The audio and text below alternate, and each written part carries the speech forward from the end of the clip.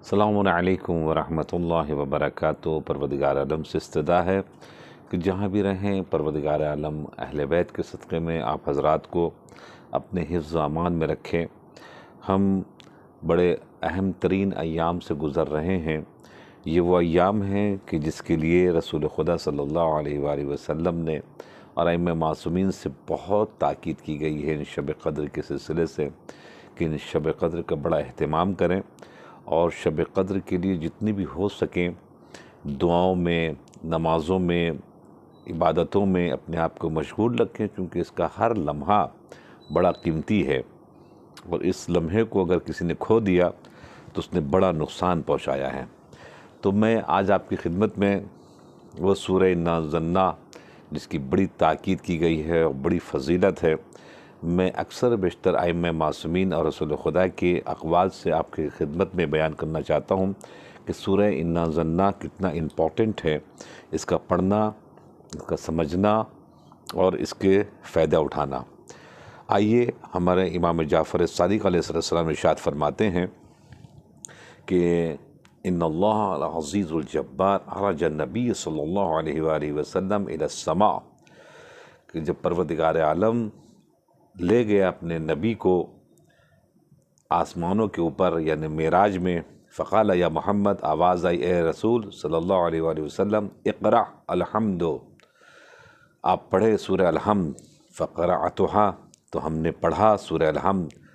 مثل ما قرأتها اولا، جیسے ہم نے اس سے پہلے پڑھا تھا۔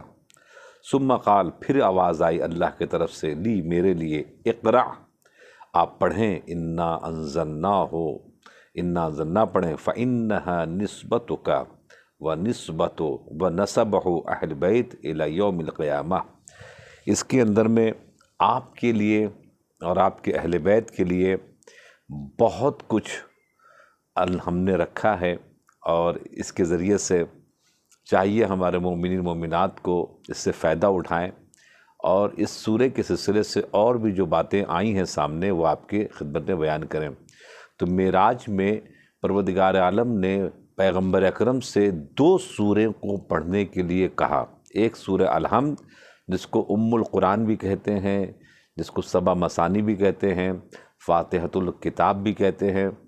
بہت سے اور اس کے نام ہیں، مگر اس کے ساتھ ساتھ سورہ انا انزلنا بھی پڑھنے کا رسول اللہ کو حکم دیا کہ آپ اس کو پڑھیں، چونکہ اس میں آپ کے لیے اور آپ کے اہل بیت کے لیے قیامت تک کے لیے ہم نے کچھ بیان فرمایا ہے۔ چلتے دوسری حدیث کی طرف،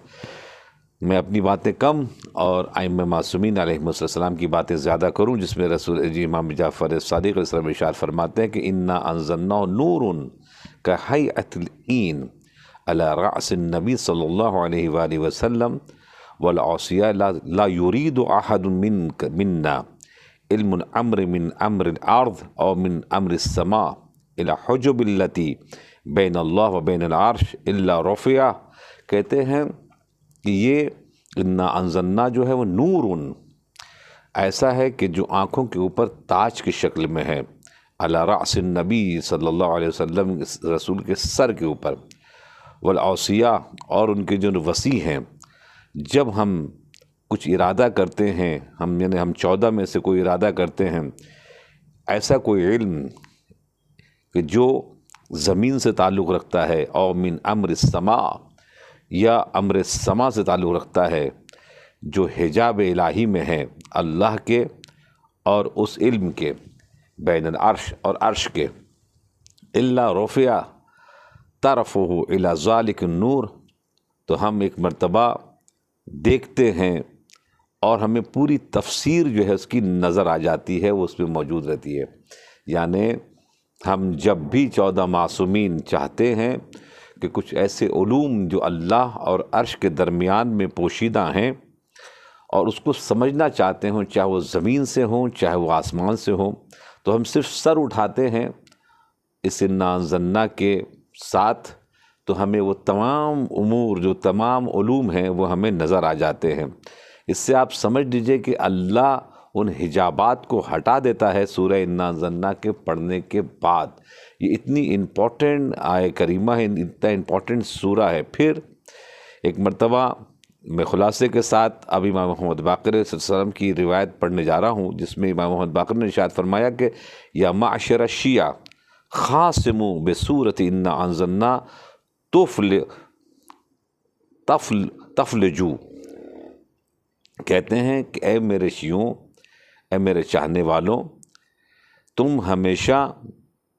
مقابلہ کرو سورہ انا انزلنا کے ذریعے سے اور کامیاب ہو جاؤ گے۔ فواللہ ان علی حجت اللہ تبارک و تعالی علی خلق بعد رسول اللہ صلی اللہ علیہ وآلہ وسلم، اللہ نے رسول خدا صلی اللہ علیہ وآلہ وسلم کے بعد اس سورہ انا انزلنا کے ذریعے سے پوری کائنات کے اوپر حجت تمام کر دی ہے۔ یعنی اس کا مطلب یہ ہوا کہ کچھ سورہ انا انزلنا کے اندر میں اتنا امپورٹنٹ ہے کہ اگر ہم نے اس کا استعمال کیا تو دشمن جو ہے اس کو بھاگ نہیں سکتا۔ مثال کے طور کے اوپر ایک لفظ جو سورہ انا انزلنا میں استعمال ہوا ہے وہ آپ کی خدمت میں عرض کروں، جس میں ارشاد ہوتا ہے تنزل الملائکۃ والروح۔ تنزل جو ہے یہ گرامر کے اعتبار سے یہ استمرار ہے، استمرار سے مراد یعنی کنٹینیو، جب بھی شب قدر آتی ہے تو ملائکہ نازل ہوتے ہیں۔ تو چلیے جناب رسول خدا کے زمانے میں تو رسول خدا کے اوپر آتے تھے یہ ملائکہ، رسول خدا جب اس دنیا سے چلے گئے تو پھر یہ ملائکہ کس کے پاس آتے ہیں؟ چونکہ قرآن مجید کے اس آیہ کریمہ کے روح سے ہے کہ متواتر اور کنٹینیو ہے کہ جو ہر شب قدر میں فرشتے اترتے ہیں تو وہ کس کے پاس جاتے ہیں؟ رسول کے زمانے میں رسول کے پاس آتے تھے، رسول کے بعد وہ کس کے پاس آتے ہیں؟ تو مولا علی کے پاس آتے، پھر جب وہ چلے گئے تو امام حسن کے پاس۔ آج کس کے پاس آتے ہیں؟ آج جو ہے وہ امام زمانہ اجل اللہ تعالیٰ فرجہ الشریف کے پاس آتے ہیں۔ تو اس لیے پانچویں امام نے کہا کہ تم حجت اور تم دلیل لے کر آؤ اے میرے شیعوں، کہ یہ بتاؤ یہ ملائکہ کس کے اوپر اترتے ہیں؟ ان کے پاس کوئی جواب نہیں ہوگا، جو وہ جواب دیں گے وہ جواب غلط ہوگا۔ تو ہمیشہ جواب صحیح یہی ہوگا کہ ملائکہ اترتے ہیں، جو حجت خدا ہے اس کے پاس اترتے ہیں۔ تو حجت خدا کون ہے اس کائنات میں؟ حجت خدا 14 معصومین علیہ السلام، آج ان کی آخری ہستی، آج ان کی آخری نائب امام زمانہ اجل اللہ تعالیٰ فرجہ الشریف، جس کی طرف اشارہ امام محمد الباقر علیہ السلام کر رہے ہیں کہ آپ ان کے ذریعے سے دلیل پیش کریں، اور یہ جب دلیل پیش کریں گے آپ تو پھر ان کے پاس کوئی بھی بھاگنے کا راستہ نہیں ملے گا۔ اب اسی کے اعتبار سے جیسا کہ ہماری اور آپ کی گفتگو چل رہی تھی دعا افتتاح کی، تو دعا افتتاح کی طرف آگے بڑھتے ہیں، اور انشاءاللہ ہم کوشش کر رہے ہیں کہ انشاءاللہ ماہ مبارک رمضان میں یہ دعا افتتاح کو اختتام تک پہنچاؤں۔ اللہم صلی علی محمد، اس سے پہلے جہاں تک پہنچے تو اس کے بعد کا حصہ درود و سلام ہو ہمارے رسول صلی اللہ علیہ وآلہ وسلم کو، عبدک ورسولک، اے پروردگار عالم صلاۃ و سلام ہو ہمارے رسول کے اوپر جو تیرے عبد ہیں، ورسولک، یعنی اس کا مطلب کیا ہوا کہ سب سے پہلے بندگی ہونی چاہیے انسان کے پاس۔ اشہد ان لا الہ الا اللہ وحدہ لا شریک لہ واشہد ان لا الہ الا اللہ واشہد ان محمد عبدہ ورسولہ، جو ہم تشہد میں بھی کہتے ہیں تیرے عبد ہیں اور تیرے رسول ہیں، تو لہٰذا بندگی بہت امپورٹنٹ ہے۔ اس کے بعد کہا گیا کہ وہ رسول ہیں، تو انسان کو چاہیے کہ پہلے وہ بندگی اختیار کرے۔ وہ امینک و صفیک و حبیبک و خیرۃ من خلقک، اور وہ تیرے امانت دار ہیں، تیرے برگزیدہ یعنی تجھے یہ چنے ہوئے لوگ ہیں، اور تیرے حبیب ہیں، وہ تیرے دوست ہیں پروردگار عالم۔ اب ہم نے صلاۃ و سلام ان کے اوپر بھیجنا شروع کیا، اور وہ تیری مخلوق میں سے تیری پسندیدہ و خیرتک من خلقک، اور بہترین مخلوق میں سے تیری ایک عظیم ترین مخلوق ہے، وہ حافظ سرک، اور تیرے وہ رازدار ہیں۔ کون؟ یہ ہم تمام تعریف کر رہے ہیں کس کی؟ یہ تعریف کر رہے ہیں ہم اپنے پیغمبر اکرم حضرت محمد مصطفیٰ صلی اللہ علیہ وآلہ وسلم و مبلغ رسالاتک، اور تیرے پیغاموں کو پہنچانے والے ہیں۔ افضل و احسن و اجمل و اکمل و ازکی، وہ بہترین ہیں، افضل ہیں، وہ احسن ہیں، نیکوکار ہیں، بہت خوبصورت ہیں، کامل ہیں، اور بہترین پاکیزہ ہیں۔ وہ انما و اطیب و اطہر و انسا و اکثر، اور شفاف ترین روشن ترین شخصیت کا نام ہمارے پیغمبر اکرم حضرت محمد مصطفیٰ صلی اللہ علیہ وآلہ وسلم ہے۔ ما صلیت و بارکت و ترحمت و تحننت و سلمت، اور تو نے جو بہت رحمت و برکت دی ہے، نوازش کی ہے، مہربانی کی ہے، درود بھیج۔ اللہ اکبر۔ یہ ہم دعا افتتاح میں پروردگار عالم سے اپنے اللہ کے سامنے اپنے پیغمبر کی مدح و ثنا کرتے ہیں، علی احد من عبادک، اور تیرے بندوں میں سے وہ ہیں، وہ انبیاءک و رسولک، اور تیرے نبیوں میں سے ہیں، وہ صفتک، اور تیرے برگزیدہ ہیں،